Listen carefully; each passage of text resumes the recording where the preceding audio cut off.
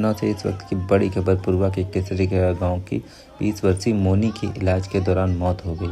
मोनी की शादी 1 साल पहले राहुल से हुई थी, जो पूर्वा के शीतलगंज का निवासी है। परिजनों ने गंभीर आरोप लगाते हुए बताया कि मोनी को मिसकैरेज होने के बाद नीलम नर्स ने उसे सीएससी डॉक्टर सचान के पास भेजा, जहां उसका ऑपरेशन कराया गया। परिजन का आरोप है कि ऑपरेशन के दौरान लापरवाही से मोनी की आंत फट गई, जिसके बाद उसकी हालत लगातार बिगड़ती चली गई। तबीयत खराब होने पर परिजन मोनी को उन्नाव हेल्थ मेडिकल सेंटर ले गए, जहां 4 दिन तक इलाज चलता रहा। पर 23 तारीख को उसे कानपुर के एक सिटी हॉस्पिटल रेफर कर दिया गया, लेकिन इलाज के दौरान उसकी मौत हो गई।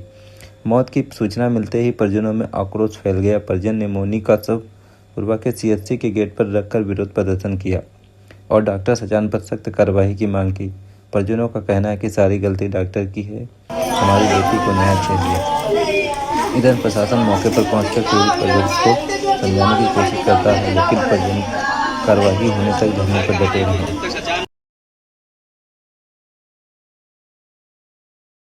सिस्टर जो है वो पूना में रहती थी, 2 महीने का बच्चा था उनको, तो मिसकैरेज हो गया था, तो ब्लीडिंग उससे ज्यादा होने लग गई थी। तो ये लोग पूना से वापस आ गए यहाँ पूर्वा घर भी नहीं गए, यही हॉस्पिटल आए, सरकारी हॉस्पिटल। रास्ते में नीलम नर्स मिली, उनसे बात करी इन्होंने। वो नीलम नर्स ने सचान डॉक्टर से मिलवाया। सचान डॉक्टर ने क्या किया, कह रहे पेशेंट को लेके आ जाओ। तो आला वाला लगा के उन्होंने चेक किया, कह रहे इतना पैसा लगेगा, ये दवाएं आप लेके आ जाओ, आपके पेशेंट का अबॉर्शन होगा तुरंत, क्योंकि जहर फैलने का डर है। उन्होंने अबॉर्शन कर दिया। अबॉर्शन करने के पश्चात उन्होंने क्या किया, अबॉर्शन करते समय हाथ भी, हमें तो पता ही नहीं चला, वो तो बाद में जब रिपोर्ट यहाँ से फिर हम लेके चले गए। उसके बाद उनको ना टॉयलेट आ रहा और पेट पूरा सूजता जा रहा और दर्द बढ़ता जा रहा। फिर रात में तो सारे दिवाली का टाइम था सर, कोई डॉक्टर नहीं थे, ना हॉस्पिटल खुले थे, वहाँ हॉस्पिटल खुले भी थे तो वहाँ डॉक्टर नहीं थे। वहाँ से होने के बाद हम लोग रात में उन्नाव लेके चले गए हेल्थ मेडिकल सेंटर, वहाँ पे एडमिट किया 4 दिन। चौथे दिन उन्होंने हम लेके गए, उन्होंने सिटी स्कैन करवाया, अल्ट्रासाउंड करवाया, सारी जांच हुई। उन्होंने मुझे बताया हेल्थ मेडिकल सेंटर उन्नाव।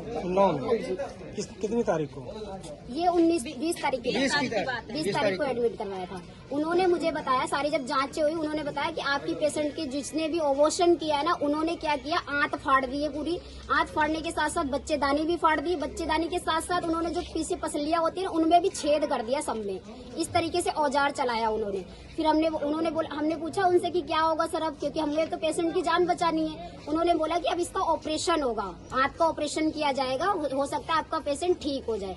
फिर हमने आंत का ऑपरेशन के लिए हमने पैसे वैसे जमा किए। वहाँ पे इलाज तो चलता रहा 4 दिन कंटिन्यू। उसके बाद हमने पैसे जमा किए। पैसे जमा करने के बाद चौथे दिन उन्होंने बोला कि आज ऑपरेशन 6 बजे तक हो जाएगा। हम वेट करते रहे 6 बजे तक वेट करते। फिर हमने लास्ट में बोला 6:30 हो गए। मैंने कहा सर 6 बजे के लिए ऑपरेशन के लिए बोला था, अभी तक ऑपरेशन हुआ क्यों नहीं?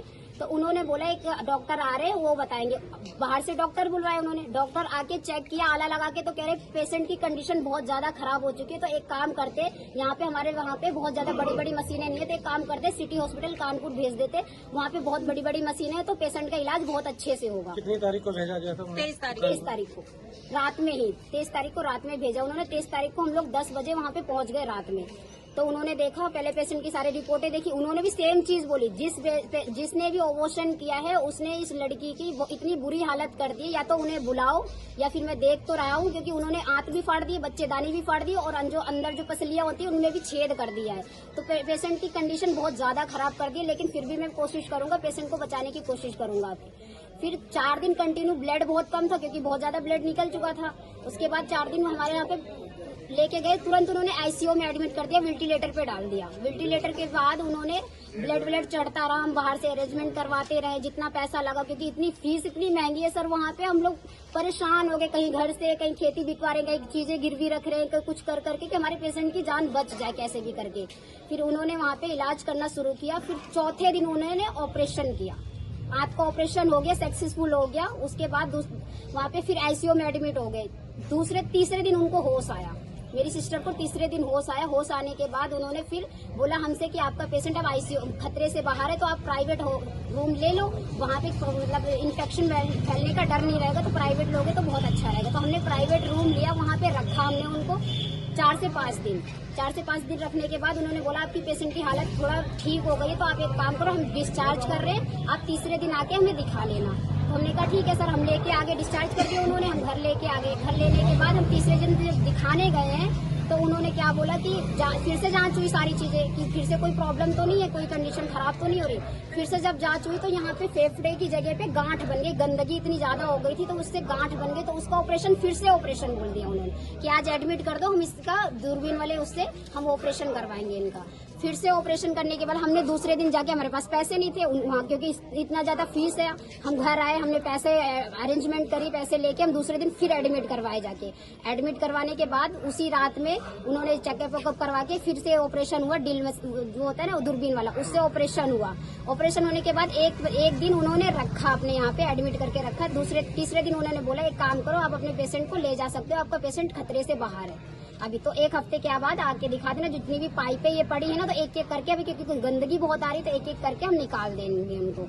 तो हम एक हफ्ता तो बीता ही नहीं सर, शनिवार को जाना था हमें, कल ही इनके पेट में इतना ज्यादा दर्द हो गया। दर्द होने के बाद बैठाने पे लोगों को पहचान नहीं पा रहे, ना मुझे पहचानने नहीं, मेरी माँ को पहचान रही, किसी को नहीं पहचान रही, वो बिल्कुल नहीं पहचान पा रही।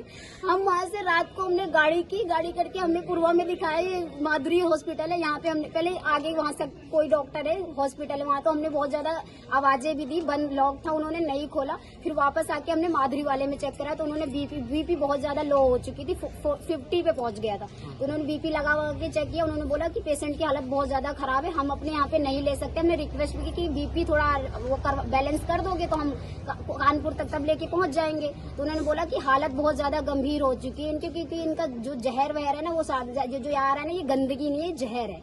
उन्होंने ऐसे मुझे बोला, उन्होंने बोला एक काम करता हूँ, मैं बीपी चेक कर लेता हूँ। तो 113 फिर क्या बढ़ घट रही थी, 113 बताया। तो हमने बोला कि भैया एक काम करो, आप कानपुर सीधा ले लो आप। तो हम सीधा कानपुर लेके भाग गए। यहाँ पे तो रखने के लिए कह रहे थे, केस बहुत बड़ा है, हम लोग नहीं रख सकते इनको। हम कानपुर लेके चले गए, कानपुर में सिटी हॉस्पिटल फिर लेके गए। हम रात को पहुंचे, 1 बजे के आसपास पहुंचे वहाँ पे। 1 बजे पहुंचे तो हमने दिखाया, डॉक्टर भी आए, सारे रात को आए, 1 से 1:30 के बीच में आए हम लोग वहाँ पे। तो उन्होंने फिर से देखा तो कह रहे पेशेंट की हालत बहुत ज्यादा खराब है, इनको फिर से आईसीयू में एडमिट करना पड़ेगा, वेंटिलेटर पे आपका पेशेंट फिर से जा सकता है, क्योंकि इनकी हालत फिर से बहुत ज्यादा बिगड़ गई। जहाँ से उठा था आपको पेशेंट, वहाँ फिर से वापस चला गया है। तो ऐसे बोला। हमने कहा कि सर हमारे पास तो इतना पैसा भी नहीं है, तो आप एक काम करो, अरेंजमेंट तो करो, हम लोग सुबह पैसा मंगवा लेंगे। तो उन्होंने बोला ठीक। उन्होंने बोला फिर उनका एक ऑप्शन दूसरा ये बन गया कि हमारे यहाँ पे अभी चेयर मतलब आईसीयू में जगह नहीं है बिल्कुल, एक काम करता हूँ मैं आपको दिखा देता हूँ, आप देख लो चल के। हमने बहुत रिक्वेस्ट की, मेरे पापा ने भी बहुत रिक्वेस्ट की, उन्होंने बोला कि आईसीयू में जगह नहीं है। मुझे ले जाके भी दिखाया कि आईसीयू में देखो बेटा जगह नहीं, हम कैसे ले यहाँ पे। हमने कहा सर कोई और हॉस्पिटल हो आपकी जान में, तो उनका कोई पुराना हॉस्पिटल था, सिटी हॉस्पिटल ही था, वो कल्याणपुरी में कानपुर में, वहाँ पे उन्होंने रेफर किया। वहाँ जाने के बाद वहाँ जाते हर बार जितनी बार सर फाइल बनती है 10 से 5 हजार की, हर बार नई फाइल बनती है। उन्होंने बोला कि यहाँ पे जब आप पहले वहाँ पे लेके जा रहे हैं, आईसीयू में एडमिट कर रहे हैं इनको, फिर आपका पेशेंट उस पे जाने वाला, वेंटिलेटर पे जाने वाला, क्योंकि आपकी पेशेंट की हालत बहुत ज्यादा खराब हो चुकी है।